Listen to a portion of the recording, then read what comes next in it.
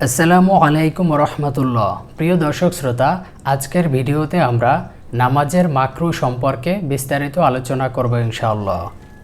প্রশ্ন: নামাজ মাকরু হওয়ার কারণ কয়টি ও কী কী? উত্তর: নামাজ মাকরু হওয়ার কারণ 22টি। 1 নম্বর, নামাজরত অবস্থায় কাপড় বা শরীর নিয়ে খেলা করা মাকরু, যদি তা আমলে কাসির না হয়, আর আমলে কাসির হলে নামাজ নষ্ট হয়ে যাবে। 2 নম্বর, সিজদার স্থান থেকে কঙ্কর বা পাথরকণা সরানো মাকরু, অবশ্য সিজদা করা অসম্ভব হলে একবার দুবার কঙ্কর সরানোর অবকাশ আছে। 3 নম্বর, আঙ্গুলসমূহকে মলা বা টেনে ফুটানো। 4 নম্বর, কোমরে হাত রাখাও মাকরু। 5 নম্বর, ডানে বামে মুখ ফেরানোর দ্বারা যদি সিনা কিবলা থেকে ফিরে যায় তাহলে নামাজ নষ্ট হয়ে যাবে, আর যদি সিনা কিবলা থেকে না ফিরে তাহলে নামাজ নষ্ট হবে না, অবশ্য নামাজ মাকরু হবে। 6 নম্বর, উভয় হাঁটু খাড়া করে হাত মাটিতে রেখে নিতম্ব ও পায়ের উপর কুকুরের ন্যায় বসা। 7 নম্বর, সিজদায় উভয় বাহুকে মাটিতে বিছিয়ে দেয়া। 8 নম্বর, হাতের ইশারায় সালামের উত্তর দেয়া। 9 নম্বর, ফরজ নামাজে বিনা ওজরে আসন করে বসা। 10 নম্বর, মাটি লেগে যাওয়ার ভয়ে কাপড় হেফাজত করা। 11 নম্বর, সদলে সওয়াব করা, অর্থাৎ কাপড় কাঁধে রেখে তার উভয় প্রান্ত একত্র না করে ঝুলিয়ে দেয়া। 12 নম্বর, হাই তোলা, হাই ও হাঁচি যথাসম্ভব প্রতিহত করতে হবে। 13 নম্বর, শরীরের অলসতা দূর করার জন্য মোচড়ানো।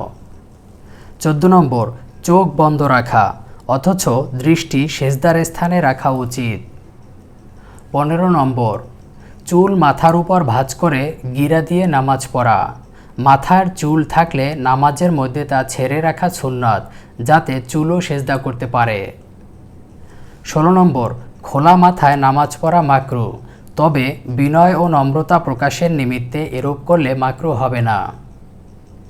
17 নম্বর, আয়াত ও তাসবিহ সমূহ হাতে গণনা করা, তবে সাহেবাইনের রহমাতুল্লাহের মতে এটা মাকরু নয়।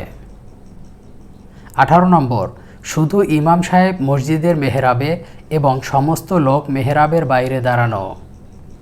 19 নম্বর, ইমাম সাহেব একা উঁচু স্থানে এবং সমস্ত লোক নিচে দাঁড়ানো। 20 নম্বর, কাতারে দাঁড়ানোর সুযোগ থাকা সত্ত্বেও পিছনে একা দাঁড়ানো, তবে যদি সুযোগ না থাকে তাহলে সামনের কাতার থেকে মাসালা জানে এমন একজনকে টেনে এনে নিজের সাথে দাঁড় করাবে। 21 নম্বর, মানুষ অথবা জন্তুর ছবি বিশিষ্ট কাপড় পরিধান করা। 22 নম্বর, সামনে বামে অথবা ডানে ছবি থাকা অবস্থায় নামাজ পড়া মাকরু, তবে যদি ছবি পায়ের নিচে কিংবা পিছনে থাকে তাহলে কোনো ক্ষতি নেই। অনুরূপভাবে প্রাণহীন জিনিসের ফটো থাকাতেও কোনো ক্ষতি নেই। নামাজে সাপ ও বিচ্ছু মেরে ফেলা মাকরু নয়। ইমাম সাহেব মসজিদে দাঁড়িয়ে মেহরাবে সেজদা করাও মাকরু নয়।